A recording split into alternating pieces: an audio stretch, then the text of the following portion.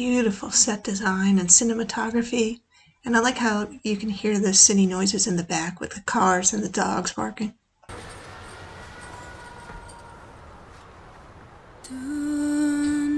Beautiful.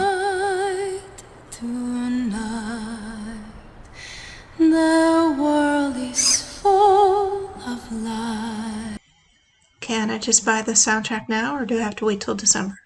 She's got a gorgeous voice, and she looks beautiful. And I wonder if the quieter numbers like this were sung live on set, or was it all pre-recorded? The iconic whistle. I wonder if we'll actually see them doing the whistle in the movie. This is my first time in New York City. Her first time in New York City. I thought she lived there with her parents. Maybe they tweaked the story so if something happened to them, or for whatever reason she had to go live with Bernardo. And typical teenager, she doesn't like her white is for babies dress. Just wait till you see the red belt. You'll change your tune. The picture on the table might be Maria when she was getting her first communion, or maybe possibly her mother when her mother was younger. I want to be happy here. I want to make a life. I'm glad they're expanding Maria's character, showing her background, her family life. And Bernardo doesn't look like he really cares at all what she cares about. So I wonder if that'll factor in later at all. A home. See, Anita knows about the belt. Look at that face. You are busted with the lipstick. And I see some boxing gloves hanging up on the mirror, so I guess Bernardo's a boxer. Are you ready? Way to make an entrance, Bernardo. So you can tell already he's kind of brash and cocky and kind of macho man. Then you got Chino, I guess, trailing behind him. Watch out, Chino, you're entering a lady's apartment. Tonight is about family. Wow, this looks amazing. So I guess the jets are in kind of a blue and green color scheme. And is that Officer Krupke right there? No, I think Brian Darcy James plays Krupke. And, oh wait, there's another officer in the back. And, nope, there's another one on the left. I think that might be Krupke right there. I guess they were expecting some trouble at the dance if they had 3 officers. But anyway, it looks great. The first gringo boy who smiles at you. I'm glad they're giving Bernardo a little more personality. He's usually so serious. Aw, Maria and Tony. I never seen you before. Maria, you just said a half an hour ago it was your first time in New York City. He lives in New York City, so where would you have met him?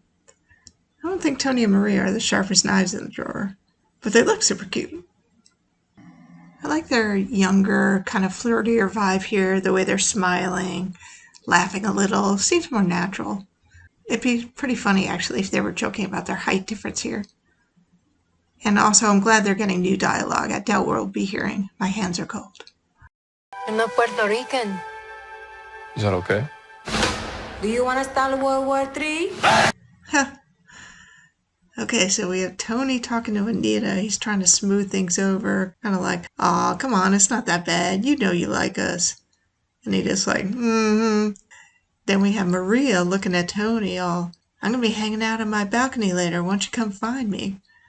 And Tony's like, hell yeah, I'm there. What's your address?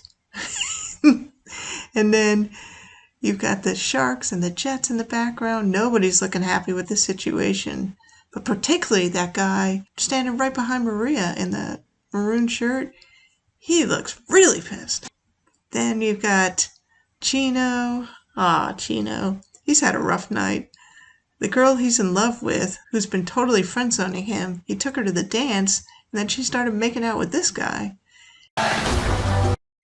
They're going to have soaking wet feet at the Rumble.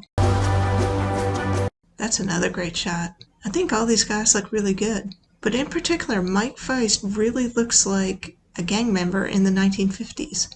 When I saw a picture of Mike dressed as Riff, it immediately reminded me of these pictures I had seen by Bruce Davidson.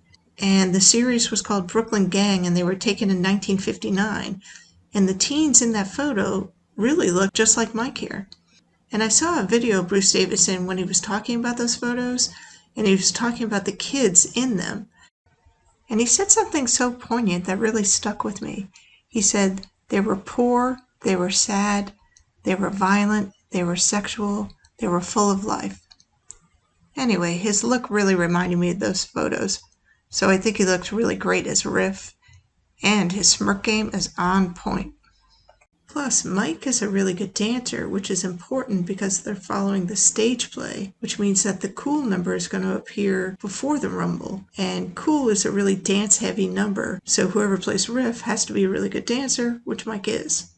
Now, I think people associate Riff with Russ Tamblyn from the '61 film, and he was amazing, but he was more like an acrobatic type dancer, whereas I think Mike is more classical, but he's also really good at tap dancing. So I'm curious to see if they try to incorporate his ability to tap into any of the numbers. I could see it working really well with Cool if they were going to do it. I don't know if they will, but I'm just very interested to see the new choreography. You know, I wake up to everything I know either getting sold or wrecked or being taken over by people that I don't like. Huh. I'm glad they're interacting more with the community. It'll be nice to see how they interact with other people and why are they feeling so territorial? Like, why are they so angry? Why do these two groups just dislike each other so much? New characters are being introduced. Curtis Cook Jr. is playing a man named Abe, who of course is African American, but I don't know what his role is or the part he plays. Jamie Harris is playing the pub owner. I believe his name is Rory. So I don't know what his role is either, but it's nice that they're introducing new characters. In this shot, Tony looks like he just doesn't want to hear it. Riff is obviously asking him to do something for the Jets. He doesn't want to do. He left the gang. He doesn't want to be a part of it anymore. But Riff is asking him, so I think it's going to cause a little tension. So that was Tony and Riff talking in the basement of Doc's store.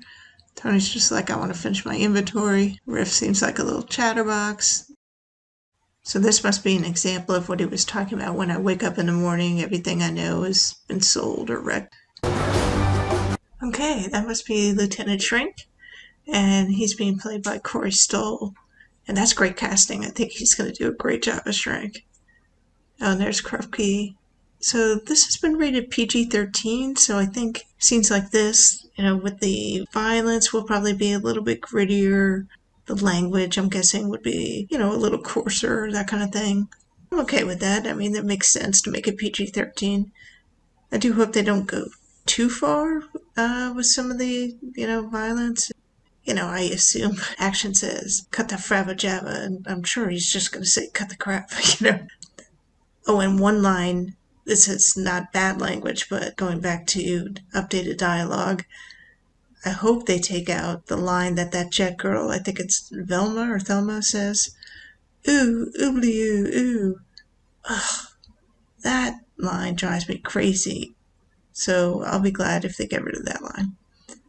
So they're fighting, and then the dust, while they're scuffling around, it's all smoky and stuff. I mean, it's just going to look so good.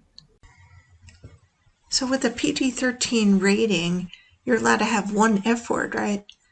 So I'm curious if they're going to end G Officer Krupke with F-U instead of Krupp-U, because that's what Stephen Sondheim originally intended, but they were afraid that they would then not be able to take the show on the road in the 1950s, so they changed it to Krupp-U. So I'm really curious to see if they're going to throw that in there. Or would they not? Because would they then have to record the soundtrack that way? And would that affect sales if you had a swear word in the soundtrack? I don't know. You keep away from him as long as you're in my house. As long as you're in my house. So yeah, I think she lives with Bernardo without her parents.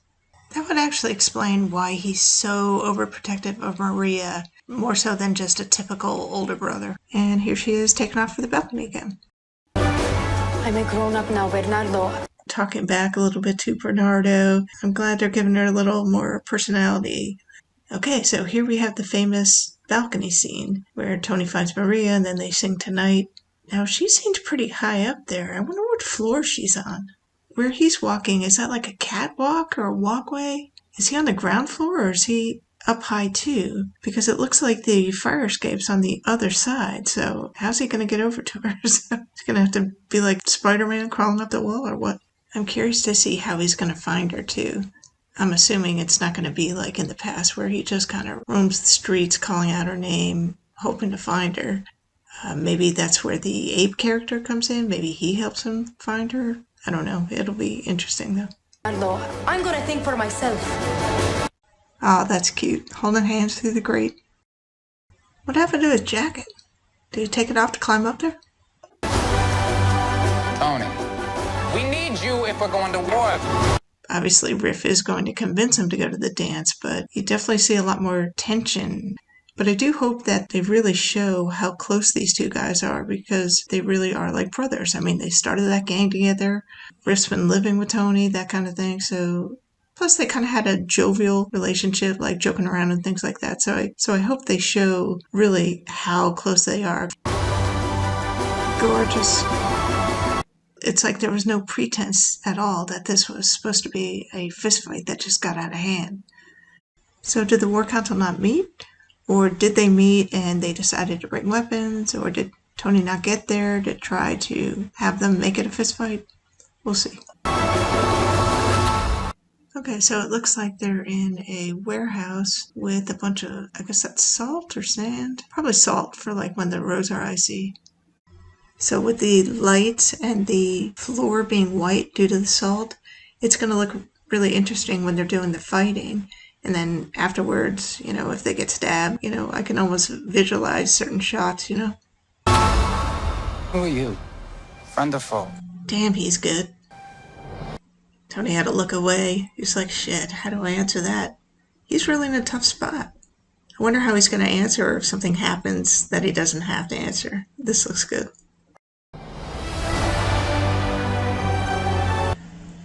Aw, Nita. This could be when she hears about what happened to Bernardo at the Rumble, though I have a feeling this might be after the taunting or the rape scene in Doc's store. I kind of hope they don't get too graphic or too violent with that. I guess we just have to have faith in Tony Kushner, right? But regardless of what happens, I know Ariana's going to crush her scenes here. So I think that's Doc's store over there on the left. But look at the rest of the block. It's like, did something happen? Are they tearing it down? Or is it just in a really super rundown section of town? And the music sounds gorgeous. One of the things I was worried about when I heard about this project was, well, once you get past the initial reaction of, what? No. But once you hear Spielberg and Kushner and Peck and Kaminsky, it's like, oh, okay. But then I read that they were not going to be messing with the music or the songs, and it was like, okay. Gustavo Dudamel is conducting the score, and what a fantastic choice. Not that I'm all that familiar with too many conductors, but do your ears and your heart a favor and go to YouTube and do a search for Gustavo Dudamel West Side Story Mambo. Oh, it's so great. He brings such energy, and you can tell he has such appreciation for the score just based on what we've heard so far in the trailers. And he's got a Latin flavor that's going to be amazing. So I can't wait to hear it. If you go with him. If you go with him. And the bed is still made, so it's not like he just left. So I wonder if they kind of rearrange the order of things so Tony and Maria sleep together before the Rumble. This looks gorgeous. I love the church set. It's usually done in the dress shop and it's played for fun and then turned serious. Whereas here it's almost like they're meeting at the church and they're already serious. So I'm curious of the events that led up to this meeting at the church. But it looks beautiful, and the lighting and the reflection of the stained glass colors on the floor totally remind me of Maria's bedroom door in the 61 film. And you know a trailer is good when I'm looking forward to this, because I don't even like that song, One Hand, One Heart. And this looks great. No one will ever forgive you. Wow, look at these colors. So the shark's color palette is kind of yellow, red, orange. I see some maroon there. So this is the American number, or leading right into the American number. I think it was smart to make this number look just completely different than both the 61 film and the stage play. It takes place during the day. She's wearing a yellow dress, not the iconic purple. They're running through the streets of the city. It's not on the rooftop. So just a lot of changes, and I love it. And I'm really glad to see the men are involved. I was worried about that when they said they were going to be more closely following the stage play. I thought it might just be the women that appear in the American number like it does in the stage show, but I'm so glad to see the men involved here because, first of all, we get to see David Alvarez dancing more. But I just think having the men and the women both doing the number really brought it to another level, so I'm really happy to see that. Reminiscent of the 61 film.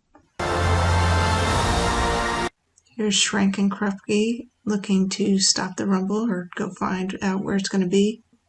I could have sworn I read one time that the Tonight Quintet, at one point they were trying to make it a sextet so they could include Krupke and Schrank in it, but I think they just couldn't figure out a way to work it with the 6 parts. Now, I could be completely wrong and totally making that up, wishful thinking, but I could have sworn I read that one time, and it really made a lot of sense, I thought. Oh no, look at the top of the screen. Let the tears begin. Riff has the same tattoo, so that's either Riff or another Jet giving the gun to somebody. The storyline has definitely been tweaked, but it looks really interesting, so we'll see how it plays out. The gym looks great, but I think it almost looks a little too great. I mean, the decorations are really nice. They've got like stage lights or colored lights all around the gym. They've got a blue curtain. They've got like a 10-piece band. Aren't all these kids poor? Like, who's paying for all this? But you know what? It looks so good, and it's a musical, so you can let stuff like that slide. It just looks so great. I like this shot because you can tell just through the dancing, you can feel the tension. They just do not like each other. I cannot wait to see this dance at the gym. It's going to be so great. This looks so good. Just the colors, and look how high up she is, and the yellow dress with the red underlining is stunning. That is going to pop on the screen and just look so good. And all the background dancers and the setting. David Alvarez and Ariana DeBose are fantastic dancers, so I think it's just going to be phenomenal. I will say I don't love his pants. I know they're totally appropriate for the time and for his character. They're just not my favorite. Rita. I totally got a tear in my eye during the first trailer when she sang Somewhere. She's playing a new character named Valentina, who is Doc's widow. And I wonder if Doc was Hispanic or not. Because if he wasn't, then Tony might go to her to ask for advice about him and Maria. And with her being a new character, not actually the Doc character, I wonder what her point of view will be about them.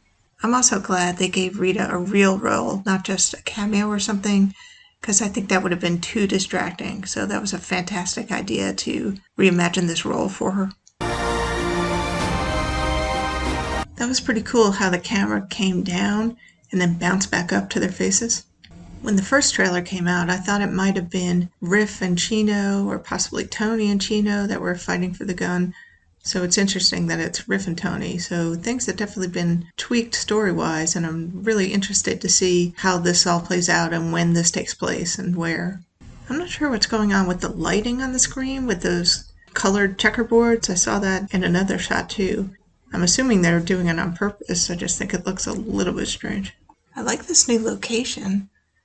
I have no idea where it is or when this happens. Is this when Tony goes to try to kind of cool things down between the two of them? Life matters. I'm glad they're showing the aftermath of the rumble from both the Jets and the Sharks' perspective. Even more than love. So this must be when Valentina tells Tony about Anita saying that Maria is dead. And I wonder why she said life matters more than love. I mean, Tony must have said something, or maybe it's something from her own experience.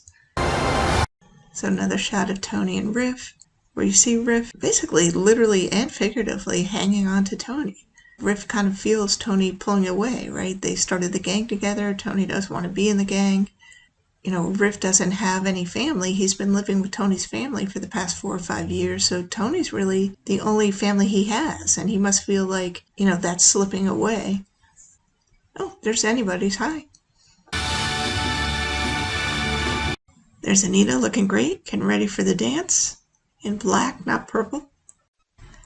I'm a little surprised they have the lights on during the rumble. Just looks really light. But it looks good, it looks gritty. It looks like they're using different knives, not just switchblades. They're holding Tony back in the background. Another shot from Dance at the Gym, which is going to be amazing. Okay, so this is I Feel Pretty. I like her sash and what's probably her feather duster. That looks like it's going to be a very cute number. And I wonder if they're going to sing this one in Spanish, or any of the songs in Spanish. Because I think in the 2009 Broadway revival, wasn't this song, and I think it was A Boy Like That, which was sung in Spanish until it turned into the I Have a Love, then it switched to English. That's a great shot. Behind the fabric, you see both of their faces and their silhouettes, but you see their faces through Anita's silhouette. That is so cool. And I think David Alvarez and Ariana DeBose, they're going to do a great job. I mean, we know their dancing is going to be stellar.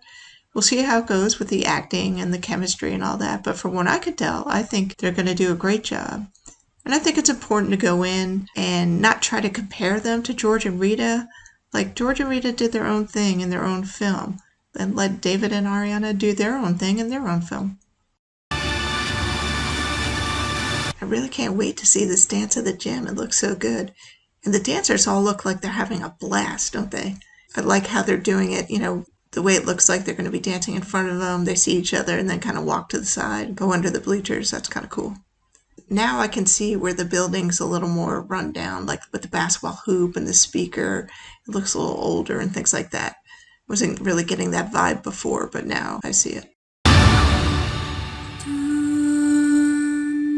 That's a beautiful shot. I think they have good chemistry. I think they're going to be able to sell the whole young love thing.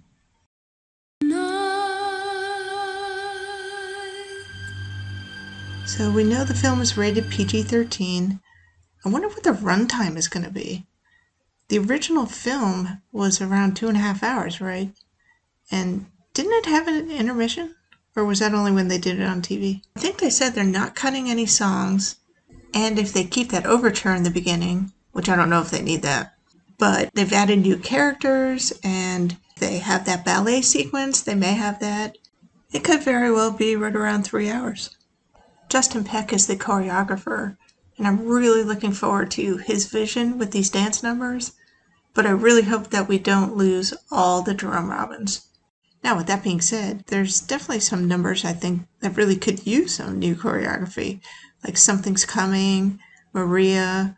In those numbers, Tony really didn't do anything. He just kind of stands there, or he's walking around the city and not really doing anything, so I wouldn't be surprised if they gave him a little something to do with those. The one thing I really, really am hoping for is how they shoot the dance numbers. When they're doing the dance numbers, I want to see the dancing, head to toe, wide shots, very few cuts. I don't want to see the reactions of the crowd. I don't want to see, close-ups of their face or their feet. No, I want to see the dancing. I want to see the dancers. I want to see the background dancers, wide shots, few cuts, let them dance, and let us see it. I wonder if they're going to include the Somewhere ballet dream sequence. I don't know. Part of me wants to see it because it's Justin Peck, and we've got these incredibly talented dancers, and it'd be great to see them show off their stuff. On the other hand, I think sometimes the dream sequence, I don't really quite know what they're trying to, get across sometimes, or it might seem a little cheesy, or drag things down a little bit. Though Rita Moreno sang Somewhere in the trailer. So if that song is actually in the movie, I can definitely see that being in that ballet sequence. So to wrap things up, I think Steven Spielberg has assembled a dream team, both behind the camera and in front of the camera. I think it's going to look absolutely spectacular. The music sounds amazing. And just in the little clips that we've seen, you can tell that the choreography and the dancing is going to be fantastic. So I've gone from being wary about this film to being so damn excited to see it, I can't wait. December 10th cannot get here soon enough.